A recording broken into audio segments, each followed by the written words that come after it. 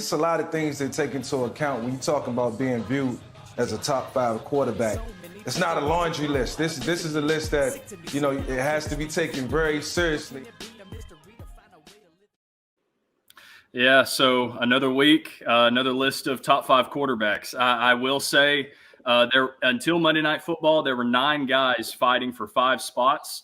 And now you add in a 10th guy fighting for 5 spots. But so I'm going to go and give my honorable mentions in order from closest to hitting my number 5 to the lowest level of getting to hit my number 5.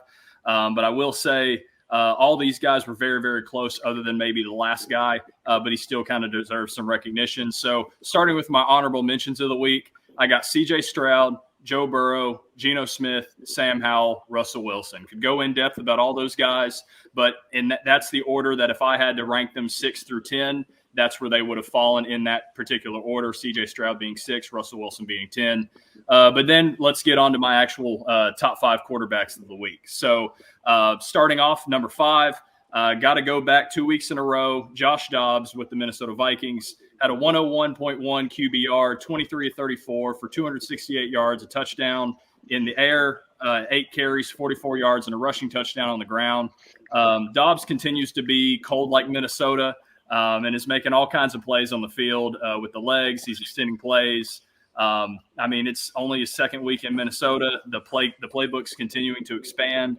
And he's starting to pull out some games that remind me of peak Russell Wilson or a prime Russell Wilson. So the stat sheet may not put him in the top 5 overall, but at the end of the day, he's doing what he can to fly high. He's got the Pastronaut nickname, and he's definitely getting the Vikings in the right direction. So going on to my number 4 quarterback of the week, I got Justin Herbert. Herbert had a 114.9 QBR, 27 of 40 for 323 yards, 4 touchdowns and the interception. Herbert was in rhythm all day and was dotting up the Lions secondary. And then the whole reason why the Lions ended up winning the game was like we talked about. It's because they didn't want to give Herbert the football. Justin Herbert, for that reason alone, gets number 4 on my list for top 5 quarterbacks of the week. Going on to number 3, his opponent in this game, Jared Goff, 122.4 QBR, 23 of 33 for 333 yards and 2 touchdowns. Like we talked about when we talked about the Lions, Goff excels in the play-action game, and pairing this with this amazing and creative offensive style and prolific run game, this offense has to be one of the best in the NFL right now. And let's see if they can continue it down the stretch. But Jared Goff, definitely the 3rd best performance of Week 10. Going on to number 2, we talk about consistency. Coming in at number 2 on my list, Dak Prescott had 138.3 QBR, 26 of 35 for 404 yards, 4 touchdowns and an interception, 2 carries for 17 yards in the rushing touchdown as well.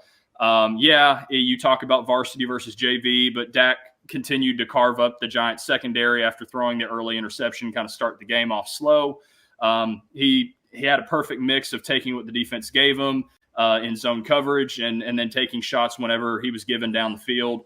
Definitely continually improving his game of football compared to what he was last year or the year before. So Dak Prescott, number 2 on my list.